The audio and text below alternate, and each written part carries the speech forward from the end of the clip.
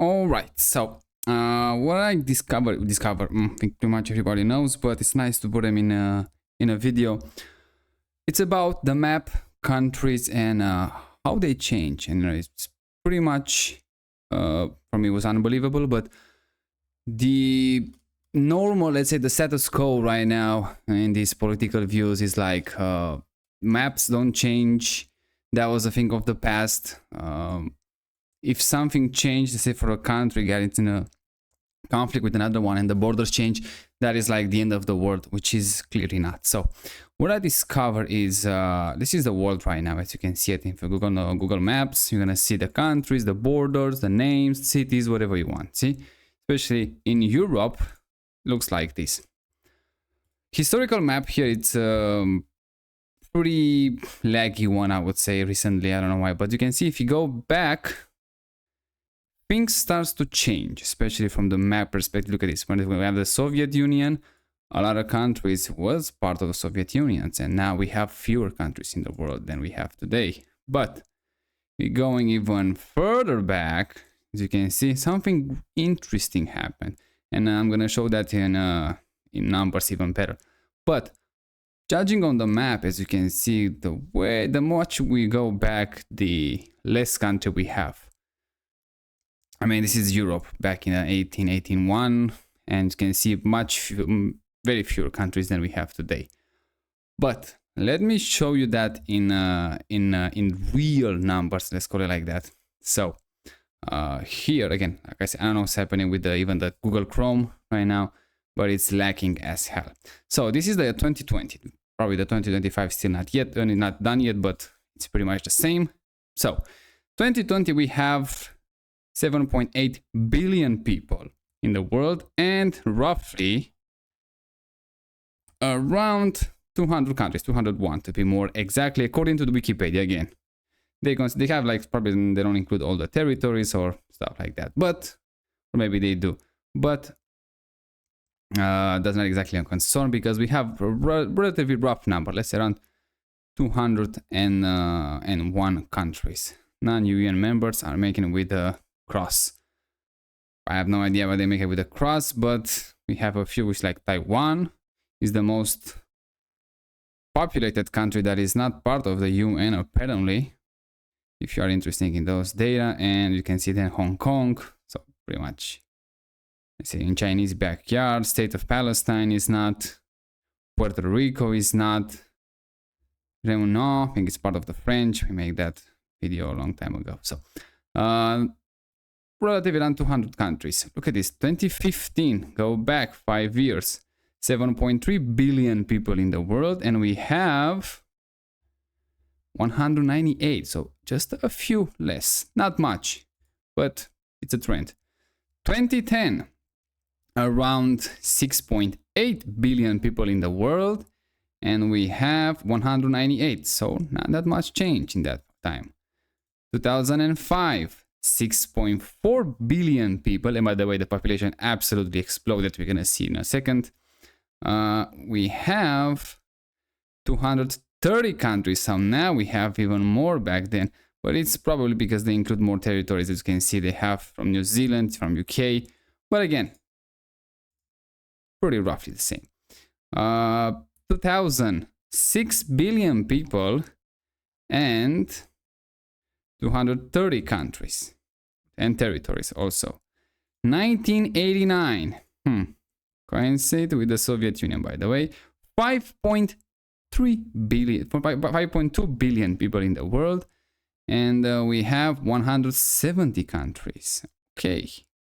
1939, just before World War II. Don't think it's a coincidence. 2.3 billion people. So you can see an insane amount. Just roughly less than 100 years ago, we were about 2.3 billion. Now we are around 8.1, 8.2 billion people in the world. So an insane amount of people just got into this world, let's call it like that. And that's why we have a lot of crises, in my opinion. Housing crisis, water crisis, whatever you want to, food crisis, debt crisis. But for some reason, they don't talk about that, which is kind of weird. But now look at this, 70 countries, huge decrease. 70 countries, can you imagine? In 1939, just 70 countries that we have for 2.3 billion people. And it's another problem with that I'm gonna tackle in a second. So 1939, back in 1989, just for the comparison, 170 countries, and 1939, just 70. So just 100 countries just got created brand new. 1900s. Wow, look at this. 59 countries in the world. Again, I assume, again, this is 1900, this is the map, how they look. Let's just double check on this one, for example, 1900s, I think it was, right? Am I mistaken? Yeah. And yeah, even on the map, you can see there are fewer countries. Much more, let's say, correspond with the reality, I would say, more or less, obviously. But fewer countries, let's say, maybe I want to say like fewer languages, it was like 1900s, but less complicated, let's call it like that, for the map at least. But let's go back even more to see more data. So we have like 59 countries here, and the last one, by the way, it's Andorra, which is a very, very small state. If you want to look at them, is right here, between Spain and France.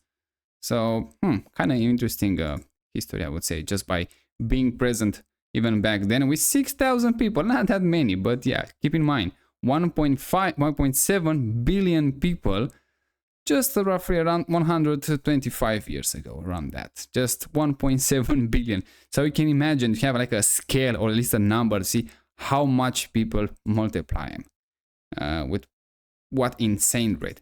1800s right now, we are around 1 billion people.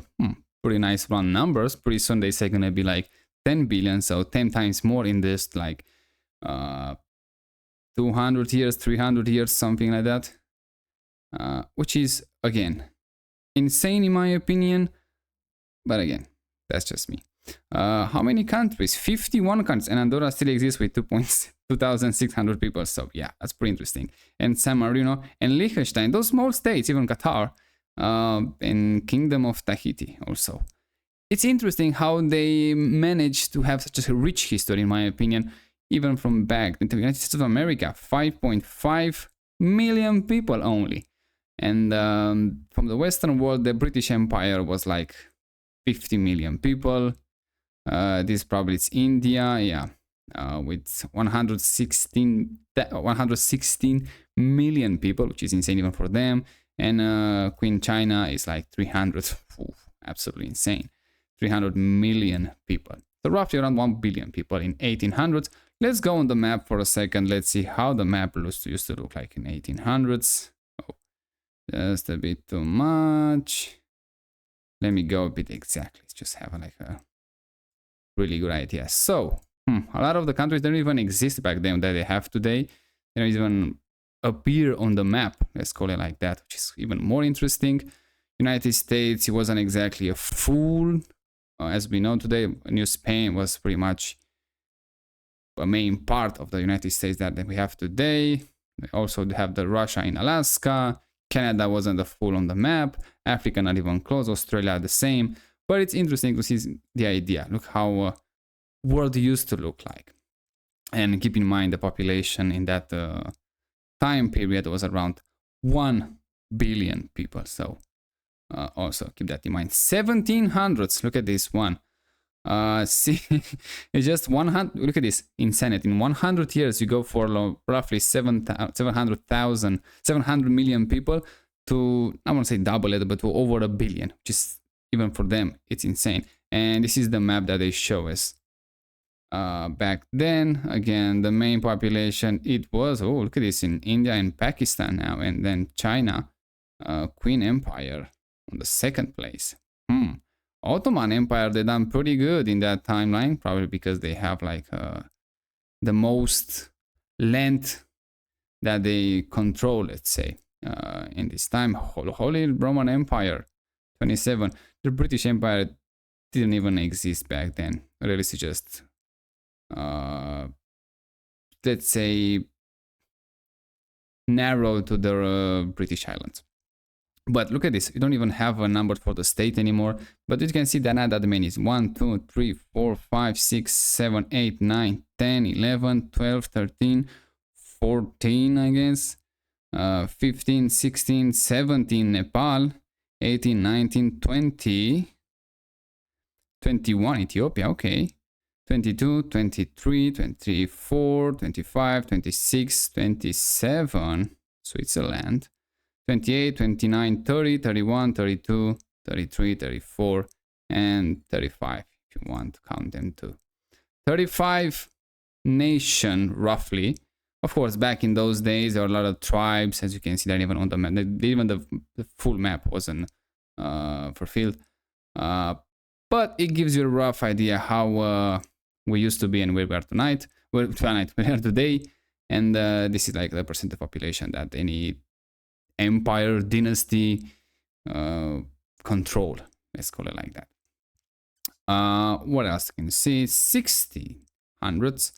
That was a really nice map. Unfortunately, for some reason, again, Google Chrome has some difficulty those days. Not sure exactly what's happening, but we can have a roughly idea how world used to be back then in 1600s. And again, we don't have numbers, but you can see it was not that many. And population back then was roughly around 500 million people. More exactly. It's not exactly numbers, it's just most of them, they are estimates. As you can see here, it's around 579 million people. Compared with today, it's just a drop in the bucket in my opinion. But as you can see, the world how we used to look. So let's go in 1600 and let's see how those guys used to live in this map. As you can see, 1600s, there wasn't even a United States yet. Even the map, which is like the frontier so far.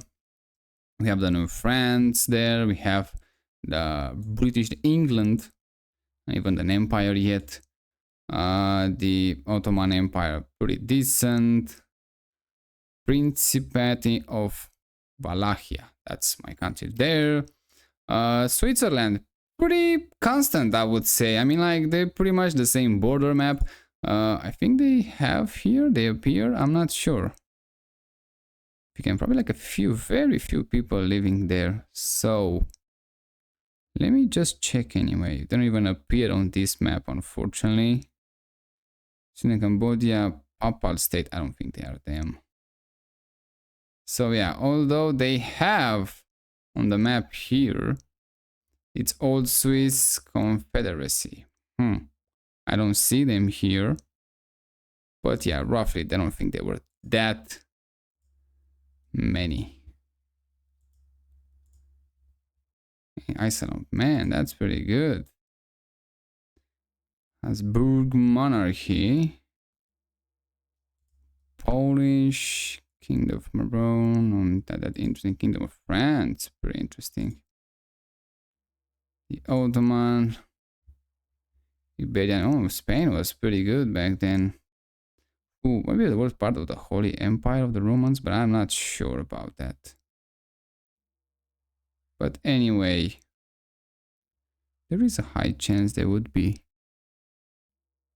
Republic of the Swiss, look at them, 1 million people. So yeah. I like to see those countries that kind of keep their border for such a long time. And they kind of do their own thing there. They don't care about that much what's happening outside, which is, I think, is pretty interesting. So let's go even more back to see even more data. Let's say 1500s. We have some numbers here. That's pretty good. And we have roughly around 500 million people still, just under. And look at this map. Africa, there's probably like just tribe living there. Obviously, it wasn't empty. And just probably they estimate the population by those that they know for sure, let's say for sure, in those civilized country back then that they actually have a state. And probably that's why they estimated, they include those two that they didn't know as a territory, but by the today measurement, they try to have roughly an estimate. So don't think that this number it's totally, let's say, absolutely fake, and you can count actually like 1 billion people here and another 1 billion here. No, that's not like that. roughly around on the planet it was like half a billion people, and this is how the knowing map used to look like in 1500s. America was just discovered, so you can see this one just appear a century. We don't have like 1400s, we have like 1000, so it's going to be interesting to see how different the map looked back then. But look at this, they have 39 countries. 39 countries. Even Principate of Moldova was with 400,000 people. It was pretty big deal, I would say, even back then. And like being the first 37 countries, that's pretty good. I mean, come on, you're doing something. Unfortunately, today it's not even close. Look at this, Switzerland, 745,000 people. So being on the map as Moldova, I mean, that was a pretty good achieve, I would say. And this is how it used to look like around that. And yeah, if you go a big back, you can have only the tribes. We didn't discover America yet, but around this year, this is how the map used to look like. So yeah, this is how it looks like. Hungary was Kingdom of Hungary, pretty big. Holy Roman Empire in today's Germany, pretty much. Switzerland, pretty much the same border.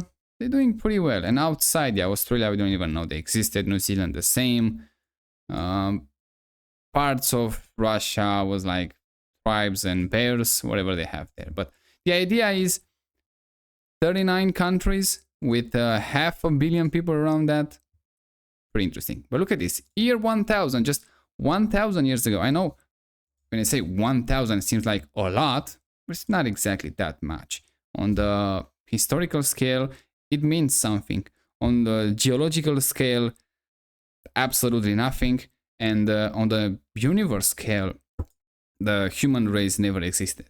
So back in year 1000, we have around 390 million people, as you can see. So we can see not a huge amount of change in these 500 years, as you can see, compared with the last 500 years, but it gives you an idea. So this is the year 1000. Let's go on the map and see how the year 1000, look at this, how small it is on the knowing map.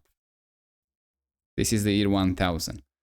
Nada, the Tonga was present, interesting, and they kind of, nobody bothers them for like 500 years around that, which is probably like the best time of their life there. This is the map, just mostly in America, tribes and some civilization like Maya. We have some Native Americans that we call them today, like Apache, Cherokee, and all of that. So the year 1000 was, I want to say, unknowns for the European. America was unknowns for the Europeans, but we know the Vikings were here, I think in the year 900, 800, something like that, presence. And we have also some interesting information recently that even some Asian countries like China that they used to explore, they kind of knew about the Americas, but they kind of pretend that they don't exist, and when the European arrives there, they kind of call the bluff, and yeah, everything is history from there. But it's interesting, you know, it's still much more to discover in the history than we know today. That's, I think it's really, really interesting. Switzerland, I'm looking for them, and they don't appear on the map anymore. They are just part of the Holy Roman Empire, at least when they used to be today, and probably parts of them that are from the Kingdom of Burgundy, which sounds like an African name, but I hope I'm pronouncing that right. Burgundy. But this is how the Croatia was present there. Pretty good. This is how the map used to look in the year 1000, just 1000 years ago. 1000 years. That's how it used to look. So going back now, the last one, it's year 1. The 500 BC they don't have, so unfortunately we don't have that much info there. We were around 255 million people, and most of them, you can see, they have Han Dynasty and the Roman Empire, which it was like Egypt 7 million and Syria 4.3 million. Saltavan, I don't know, it has some weird names here. That's like pretty much India today. They have 20 million people. Even in India, in China was like 60 million people around that. Indian again, Indian Empire, but like probably, yeah, like this part, which is pretty good, pretty huge, was around 20 million people. Chengdu, 2 million people. Dacia, which is my people, we were around 2 million people. So you can see even back then, not that many countries, not that many, let's say in the year 1,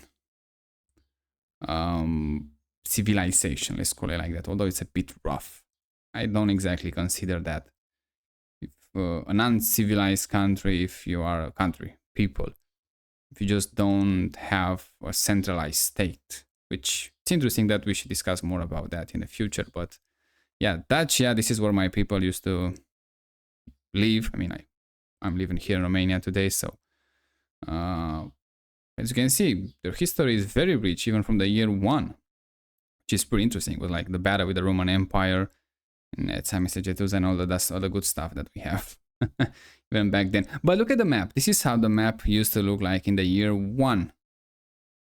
America, again, America's both of them, north and south, just tribes pretty much, and their civilization. We call them tribes because they weren't that exactly that advanced. When the European came, everybody knows what's happened. Africa, clearly we can call them tribes, especially anything after the Sahara, south of Sahara Desert, I would say. Yeah, in the northern Africa, the Roman Empire came and tried to civilize. Egypt, one of the oldest civilizations, they were already civilization, but they were conquered. And again, that's pretty much history, the rest of them. But you can see how the map used to look like. So my point of this one, if you go even back, even more, I think I make that video with just going for the first civilization, which we have like, I don't know, 5,000 years around, so minus 4,000 years with another, sorry, around 6,000 years, let's go roughly 6,000 years of civilized world. Which 6,000 for the history, it's a lot because that's the human history. That's pretty much all of our history. But again, geological scale absolutely means nothing. Biological scale, absolutely nothing. Universal scale, like I say, we never existed in the first place. But it is interesting to see how we evolve. And also, there are people in Africa, in Asia, in America. So don't think they're empty. We have another map that goes back, like, at least for the data we know, like 2 million years ago, like 200,000 years ago, that we start migrating and moving around. Then we can choose to rely on that map so we can see the human movement. But this is like human history here. After we already settled there, we start to build, let's say, civilized society, let's call it like that, which is mean like centralized society, in my opinion. Form tribes. And another thing that kind of bothers me, that not that many people talks about it, is like, for the entire history that we have, we always choose someone to rule us. And I think it's kind of contradictory, because everyone wants freedom, and you cannot have freedom when you choose someone else to rule you. That's exactly the opposite of freedom. So it's kind of interesting that we chase freedom, in the same time we choose someone to rule us. And we know by now, even history, back then, even like I say, in the year 4000 BC, every time you choose a human, someone else from your own kind in this discussion, to take decision for you, to make a centralized state, it always ends badly. It's just, even today, we have like the most recent one. We have world wars. We have the bad times in the Soviet Union. Everybody remembers those. Even in Americas, they have bad times. Even today, we transfer that power to the state, then to the army, military, to the police, to pretty much police us. And then in the same time, we ask for freedom, which doesn't make any sense whatsoever in the first place. I understand that for the last few, let's say 2000 years, we multiply ourselves on an unimaginable scale, in my opinion. Absolutely insane. And when you have so many people, the freedom gets less and less and less. So my hope was that once we have less people, we start going down, we're gonna kind of at least ask the question, how much government do we want? How much state do we want? How much centralized state? How much freedom do you want? do we want? And we're gonna go, like I said, this century is gonna be a time, absolutely insane one about privacy, which we're gonna pretty much lose it almost all, and then we're gonna realize how bad it is, and then the next century we're gonna fight back really hard on that, and maybe after that we're gonna see, let's say, 1800s freedoms like that, with not that much state control. I hope. I don't know, I'm not gonna be alive to see that, but it's gonna be interesting to have like a premonition, if you want. So it is weird that we always ask for freedoms, and in the same time we choose a government, we choose a president, we choose a leader to rule us. It doesn't make sense. Every time you introduce a human in your life, even it's your, I don't know, a girlfriend, a wife, a kid, anyone, anything, neighbors, family, friends, everyone, just introduce one human, you have to give up a bit of the freedom because of that. So the only way you can be truly free is to be alone. So if you imagine if you are alone on the planet, the whole planet is yours, that's freedom. You introduce one human, another human on that planet, now you give up a bit of that freedom. When you introduce 8 billion of them, I don't think you have any freedom at all. But again, that's a different discussion. So it's interesting to see, even on this map, the evolution, how the population goes up. The centralized states plays a major role because of so we have external threats and all that things that we know by now. And we know that the main problem with all these maps that we have, and again, nobody talks about it, is like humans are not made to live together. Again, another things that, in my opinion, they kind of try to hide that because they say humans are social creatures. We are developed, and along the history we live in tribes, we live in centralized, let's say, more or less communities and all that. And I think it's kind of wrong because, yeah, we live that in that way because we have external threats, other humans, animals, weather, famine, fire, floods, earthquakes, whatever you want. And being in a tribe kind of gives that security, let's call it like that. But the question it is, now that we figured out a lot of stuff that we can pretty much provide, but right now, I think the big one that we provide ourselves, it's like electricity, which is like the interesting one. Which like we have like a solar panel, although they're not that reliable, they're not that efficient so far, but it just shows an opening to a path that you can provide for yourself in combination, let's say, with the nature, which is, I don't know, it's a long shot, but it kind of tells you even here a story. We build houses now that keep us away from weather. We control the climate in our house. For God's sake, even in our cars, we can control the climate. Outside can be minus 20 degrees. Inside the car can have plus 30. So it's insane how nice we shape, let's say, the world that we live for our desires, which is interesting also. We did that because we have another people that we can work together and all that stuff. But that's the thing I want to ask is like, how much freedom do we want? Where are we saying that living in a city, it's a bad idea? Having no land, it's a bad idea for individual. Having no property rights, it's a bad idea. When we're gonna say, I don't want to be policed by other humans or someone else.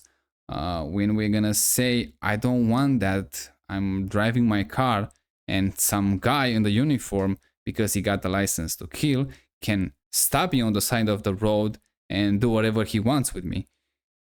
I mean, it's insane when you're thinking like that, and it's a bit exaggerated, I get that, but in the same time, it happens to someone at some point. Not all of us, otherwise it would be a chaos today. But we know a lot of people that got shot just because they got pulled over and the situation, let's say, degenerate and didn't scale back, and a lot of people got shot, killed, and even thrown in jail for many years for stupid things. And I think we need to, at least for this century, start asking the question, how much centralized government do we want? and not just from the Western world. Probably like every country, you should ask that. Every people in every country should ask how much they want. But usually the Western world is the first one that asking those questions, and they figured out even some ways to decentralize the state. I know we have external threats, that should be a different discussion, but for the internal ones, how we live, you don't need to, let's say, getting approval for anything from the government. You wanna, I don't know, build some small workshop behind your house, you need like 1 million permits or something like that, especially in the Western Europe and in America. In the US, I mean, I get it, you need for to have like a nice uniform building code, let's say, of the neighborhood, but in the same time you have to count for the people got a bit more civilized with every decade that comes, especially with every generation. That's more, you see it even more realistic with every generation, get a bit more civilized, a bit more civilized. Yes, not everyone, but also keep in mind, in the Western world, if we didn't have that insane migration that they supported for lowering our wages, and I'm not getting they go that far to replace us, just for money purposes pretty much, we will see a dropping in population, more realistic, I would say. We have the more realistic numbers, and we don't have to nitpick, no, just eliminate the migration, eliminate those that are the first generation born here, so we can have the actually native population, see how they're doing. So if we stop all migration pretty much and we just remain with our native population and we see them going down, that means we have more land for everyone that's remain here. We're gonna go to this timeline probably by the end of the century that we have a lot of old people, but I think by the next century we're gonna kind of balance them out with the young ones. That's again a different discussion, but having less population in this Western world, in those civilized, more advanced ones, it allows us to ask even more those questions and actually do something about it. It would be like, how much centralized government we want, how much freedom do we want, how much freedom can we handle? That's also another discussion. What are our external threats? What exactly are the borders? How we defend ourselves from the outsiders? How we can defend ourselves individuals from the insiders without the government intervening? So we can actually, again, making a smaller and a smaller and a smaller government with every year. And I think that's gonna provide a much better living space, let's call it like that, for the next generation, and having like a more tight societies, like more trust based society than we have today. Because you can see, even on the numbers right here, like look at this, year 1, 250 million, year 1000, not even double the population in 1000 years. In 500 years they got a bit higher, like less than 500 million people. And 1600s, now we see like a bit more than 500 million people. 1700s, we have 682 million people. 1800s, we just see for the first time surpassing 1 billion people. Just 200 years ago we have 1 billion people, and in 200 years we almost got to 10 billion, which is insane. 1900s, look at this, 1.7 billion. In 1939, just before or the year, let's say, World War II in Europe and in the Western world, in Asia, they have a head start a bit. It was like 2.3 billion people, and from there we see an insane amount in population. Yeah, that's due to how well we're doing, how well we distribute resources, how well we have some breakthroughs also in agricultures, and how we can feed almost 10 billion people today, which is a lot. I don't listen to those nonsense people that they say, oh, people are starving in Africa and all of that. Africa keep having more and more kids with not that much resource, in my opinion, not that much technology, and they're doing extremely well, especially with the Western help.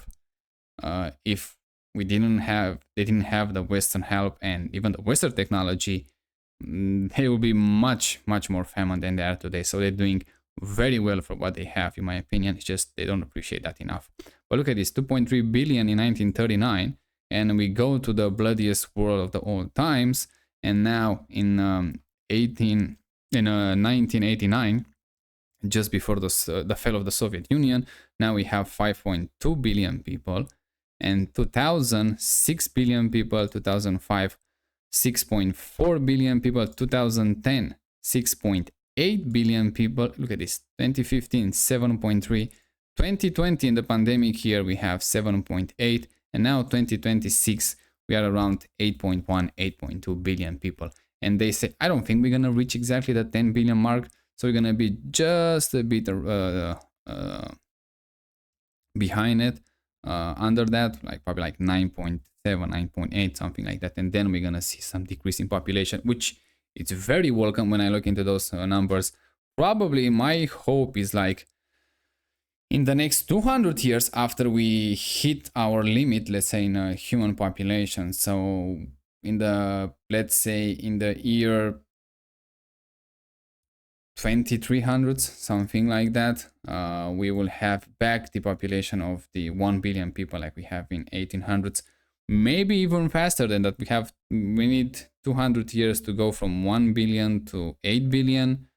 Maybe we can go for that 9, 10 billions, let's say, back to 1 billion in 100 years. But I don't know exactly how that's gonna play. It's a different measurement when you're going for the low to high, the high to low, and then calculate the experience that we have.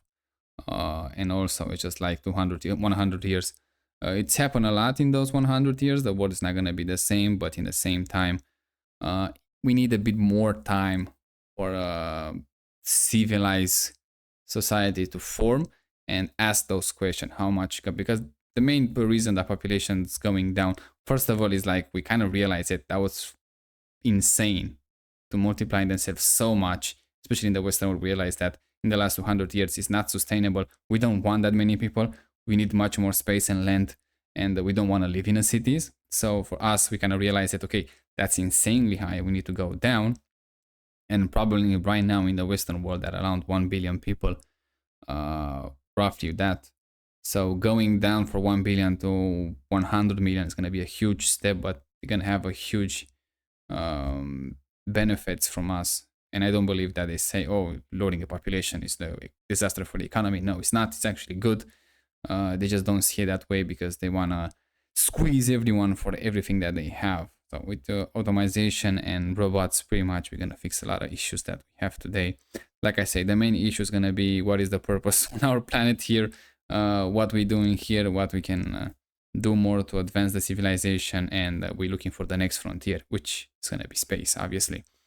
But 1800s with 1 billion people around the world, and let's say 2300s with back to 1 billion people around the world, it's going to be a major step for us.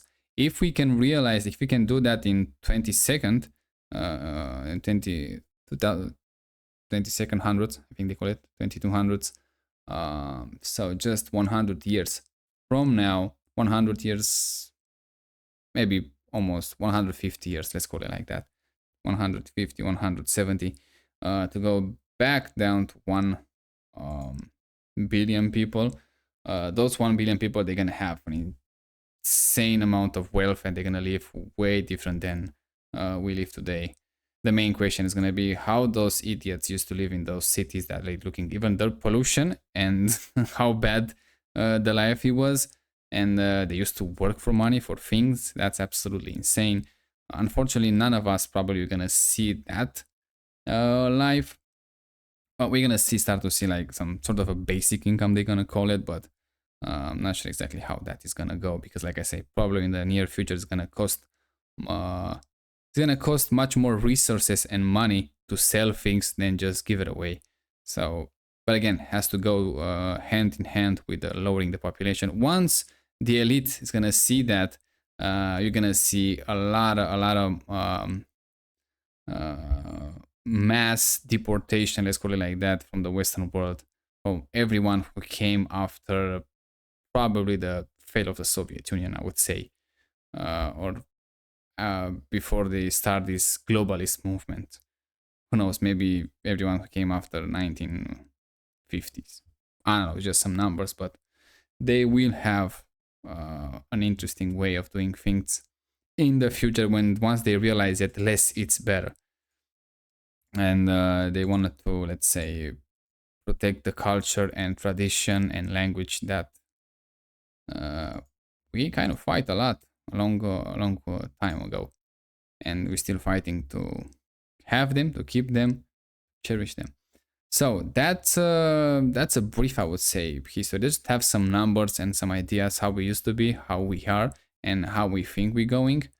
Um, Main question that you have to remain of this video is like, how much government, centralized government, do you want? How much freedom can you handle? That's also a huge question. And start asking those questions as soon as possible if you want to have results as soon as possible. And maybe if you get lucky, let's say, you're gonna see some changes in this direction in your lifetime. You're not gonna see that, let's say, utopia. They're never gonna be an utopia, like I say. When you introduce one humans in your life, you're gonna have to give up a bit of freedom. More humans, give up more freedoms. Less humans, give up less freedom. But still, you're never gonna be free in this world. That's how it's. Those are the rules. Let's call it like that. But yeah, the question it is that we have to ask: how much freedom do we want? How much freedom can we handle? And those two should be start answering those questions as soon as possible, because yeah, like I say, with the way the things are going right now, with privacy, freedoms, governments, the policing that they absolutely obsess about it, I don't think it's gonna end that well for anyone. So it is good, but usually humans have to go to the really bad times to learn something, and then trying to find a different way of doing things or living to each other. So again, before things gets better, they have to get worse. Just a heads up, just to at least asking the right question. That's my opinion, the only things that probably you should take from this video. So yeah, I show you how the map used to look like. I show you how the population where they used to live and how many they used to be, and how that it was not so long ago, like 1800s. How I gonna see it, how we see it today. Hey, how we should perceive in the future. That was the video. It's a bit different video. Probably I'm gonna make more of those videos. Usually I make these. Right now we are in the US and explore the state. I'm gonna make another state today. But I kind of like those videos to asking at least, and provide with some my opinions, I would say, about how the world it is today, how it could be tomorrow, and how it used to be yesterday. So check out the videos that I make, and see you next time.